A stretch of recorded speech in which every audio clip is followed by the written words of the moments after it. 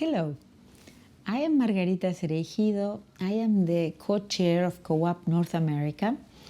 It's the Committee of Women and Psychoanalysis of the International Psychoanalytic Association. And I'm here in Buenos Aires with Virginia Ungar. Virginia is the past president of the International Psychoanalytic Association, and I'm interviewing her today with your case, part of our celebration of Women's Month. It's a tremendous pleasure to be here in Buenos Aires with you, in your office. After so much Zoom communication, this is wonderful. From my co-op perspective, I'm particularly interested in what was it like for you to be the first president of IPA in more than 100 years that the institution had. So what was it like? First of all, thank you, Margarita, and I want to tell you that I'm very happy of being here today with you as a COAP co-chair for North America. COAP is a committee that I appreciate very much, that supported me during my term. Yes, I was the first female president of the IPA, and this was a great experience, challenging, at sometimes difficult but rewarding experience. I had to learn from experience, and I follow Beyond's ideas because it was a great responsibility. I felt that it was a great responsibility to be the first woman in that position. How did you decide to run for president? I hope that you will trust me if I say that I didn't decide. Mm-hmm. Of course, I decided when I submitted my proposal to the IPA, but it was not a plan that I conceived before. Mm-hmm. I didn't have the aim of becoming the president of the IPA, at least consciously. Let me tell you what happened. I think that, one thing after the other brought me to that proposal and to run for the presidency. I started working for the IPA in 1998 when the Committee of Child and Adolescent Psychoanalysis was created. Until that moment, there was no formal place for child analysis in the IPA structure. I started working as a member for 4 years, co-chair from Latin America for 4 years, then another 4 years as the overall chair. Then I ran to be a representative on the IPA board, and I was elected, and I worked there for 4 years during Claudio Eiserik's presidency, and he was the second president for Latin America. And then I worked for another committee, a new committee that was called the IPA Integrated Training Committee. So I didn't have a plan, but I felt that life brought me there, and my professional development. I used to travel first for supervisions, especially to London, Paris, and then I started to be invited by different associations in the different regions. That's great. That's great. Tell me, what was the impact of the pandemic? I mean, that was something very important that happened. The pandemic started suddenly, but we had some news from China when it started in China, because in China there is a group has a training in psychoanalytic psychotherapy, and we have IPA analysts traveling there. So almost immediately we received the news from the pandemic. Started it was in December. In early January we knew about that. So we continued working, but we started to face the challenge of, leading the IPA, a huge organization with 5,500 or more candidates or analysts in training, and they have to be analyzed, supervised, to take the seminars and all the activities. So it was a great challenge, but I think that we were able to face it and to take decisions very, very quickly. This is my impression. You were amazing. I think you were amazing. You had such a strong and warm presence. I think you did an amazing job.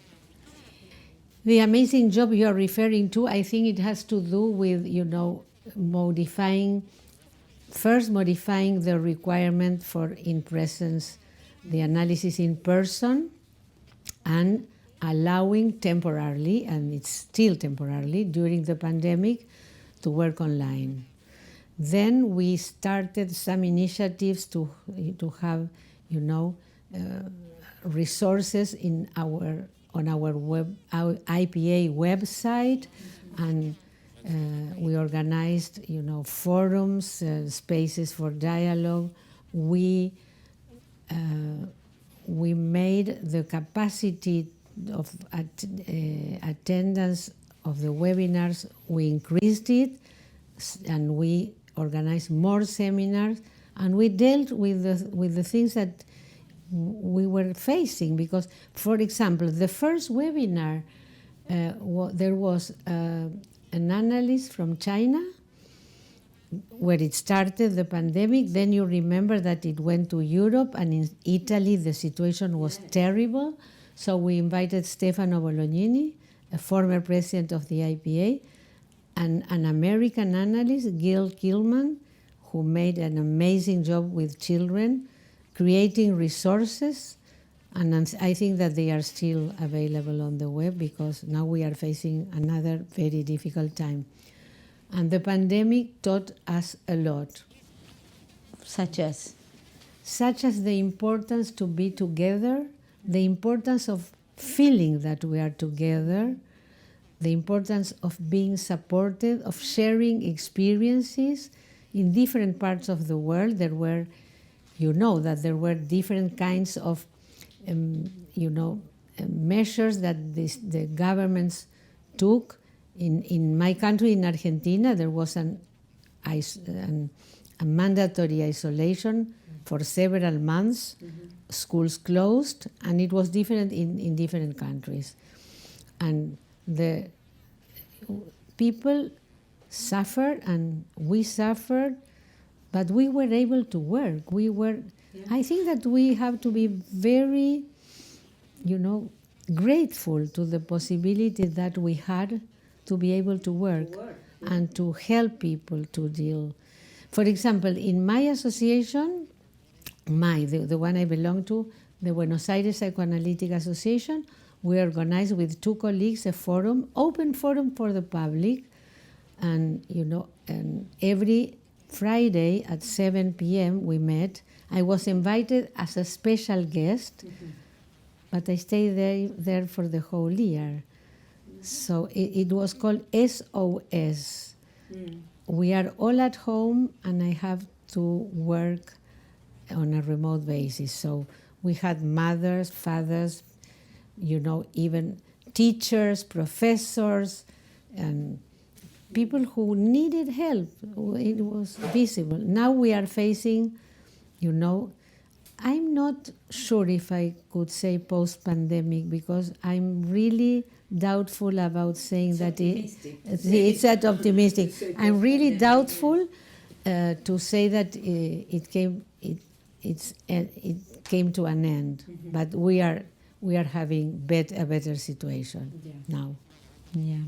Tell me, besides the tremendous challenge of the pandemic, what other challenges do you think that you faced? Like, for example, something that comes to mind for me is, do you think that there was any prejudice against you for being the first woman? Oh, it's not a very easy question. I think that there are prejudices. The situation or the condition of women in our culture, in the society, is not the best. We still have to, in a way, fight for this. from wherever we can, or in our, grounds. And I think that there were prejudice. I cannot say that I suffered. Once I suffered an open attack in public, and it was very bad, but it was not. Was an exception. What I can tell you is that maybe because I'm an analyst, I'm not that kind of, what can I say, persecuted person. I don't feel you know me. But I could recognize some subtle ways of discrimination. Not discrimination, misogyny, subtle ways, but nothing very important. The experience of being the president of the IPA was most of the time, and maybe not all the time, but most of the time, very rewarding. In 2019, you came to Washington. We had a co-op conference, and you gave a fantastic talk on female leadership. Could you tell us a little bit about female leadership? Yes, I remember now that I gave a talk and wrote a paper for a congress. We're publishing your paper. Okay, now, yes. About female leadership, because it's what I had to. I must confess that I have to start studying about some issues that I wasn't, it wasn't not usual for me to read or to study about things like gender, and I studied a lot, and I've learned a lot reading papers, books, and with the help of some friends, and also studying about the issue of leadership, but mainly about managing institutions, of the notion of authority, the notion of power, how the power is constructed and has little or nothing to do. I remember your paper was related to the difference between power and authority, I think. Yes, it had to do with that, because it's important to understand that having power is not. First, I have to say that I didn't feel like I had power when I was the president of the IPA. Power is something, that needs to be built, and it takes time, and it's built on consensus. So authority is important, and we need to differentiate authority from authoritarianism. It's different. It's not a question of a quantitative thing. It's not like it's more or less, or it's completely different. It's the way of dealing with authority, and of course being democratic. So I started to be interested in some way in politics, in biopolitics, and I started reading, and I will continue studying. I became interested in politics, and because of my experience of having to deal with politics, nothing is, out of the realm of politics. This is something I've learned from my colleagues, and not only analysts, because that gender studies started in the field of social sciences. Then the analysts took the issue and brought a new perspective, and I've learned a lot about that, and I understood some things that I think that are important, and especially while you are going through some crisis like the pandemic, or now we are going through a crisis regarding a war that is going on now. It's very sad, but you need to. I have to tell you that I've learned that you need to have a firm position and to be loyal to your own beliefs and what you believe, and this is an ethical position. And I can remember now that you brought the perspective of the female leadership, what Julia Kristeva said in the conference, in the lectures she gave for the opening ceremony of the 2019 IPA Congress in London, where she spoke about the transformative capacity of women. That women, this is something that has to do, according to her, to an ethic position. And the transformative capacity has not only to do with the capacity of having children or going through a pregnancy. I think that it's a more wider perspective and if we take into account the international movements that were and are still fighting for women's right, Ni Una Menos, that was born in Argentina, Me Too in the States, and some others, and they were started by women. They were marching, gathering together, marching here in Buenos Aires in 2015, I think, it was born Ni Una Menos. There were 1 million and later 2 million people marching, staying calm, and the same with the abortion law. And I'm not saying that men don't have this capacity, but women have something distinctive that, according to Kristeva, that is the capacity to transform themselves and transform others. What are your thoughts about psychoanalysis? Like, what's going to happen with psychoanalysis? What do you think about the future of psychoanalysis? I know it might be a very general question, but I remember that in the Boston conference in 2015, you spoke about the need for the analyst to change its toolbox, referring to, I think in particular you were interested in interpretations and how interpretations were changing. Can you tell us a little bit about that?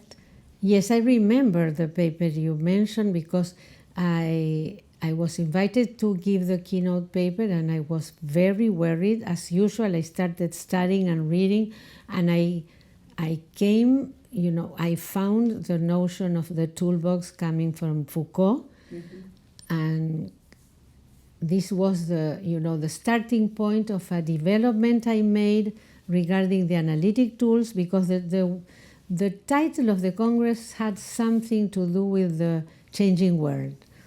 So I revisited the notion of interpretation, and I started to look for a clinical material, and then I said, why don't I use my own clinical material?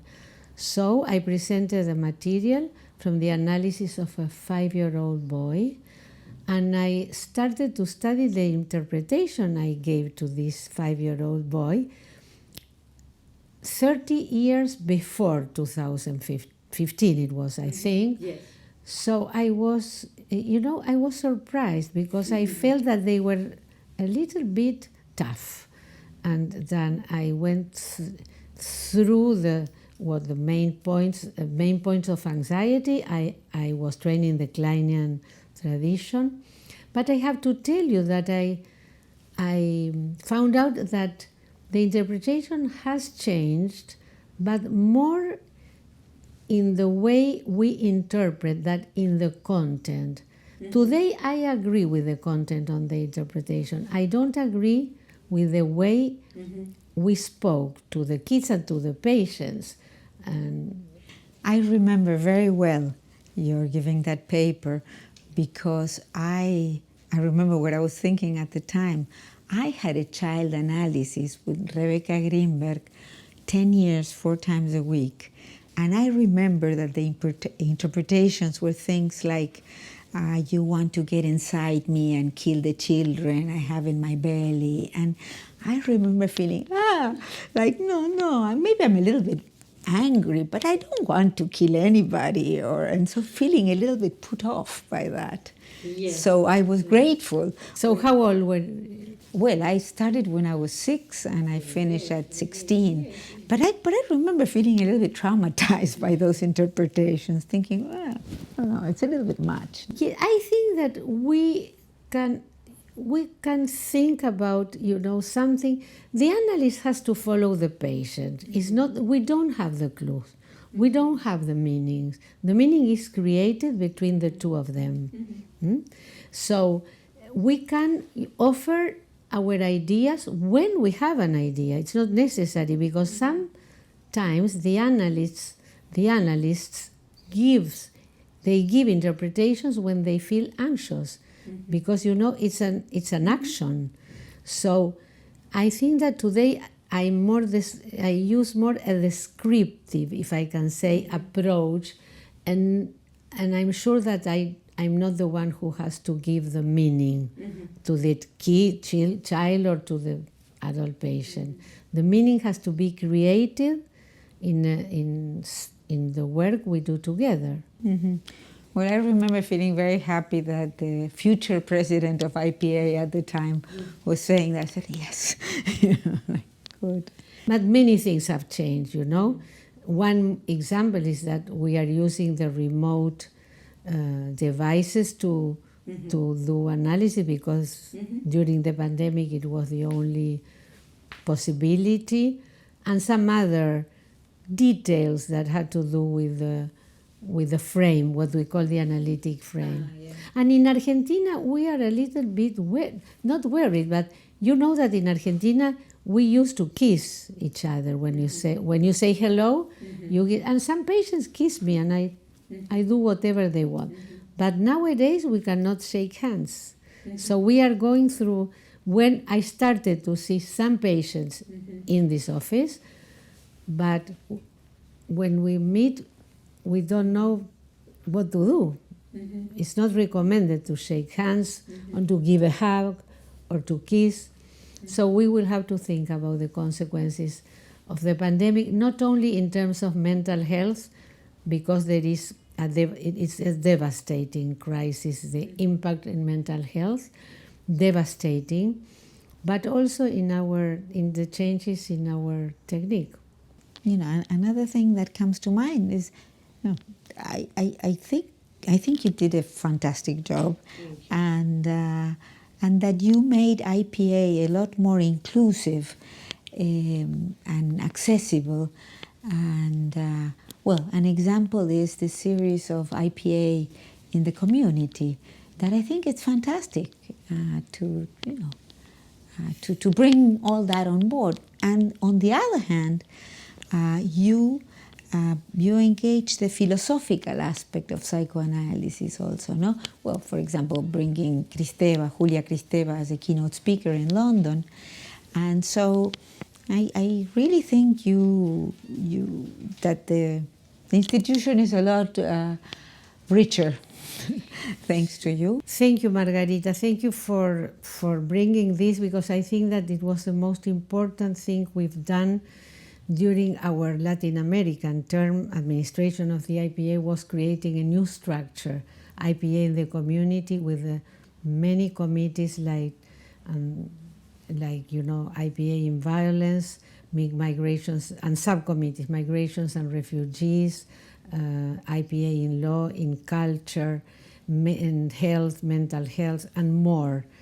That I think that this has to do with my idea, but Sergio Nick, who was the vice president, shares the same point of view, is that psychoanalysis, we cannot think of a psychoanalytic process now without taking into account the context in which it happens.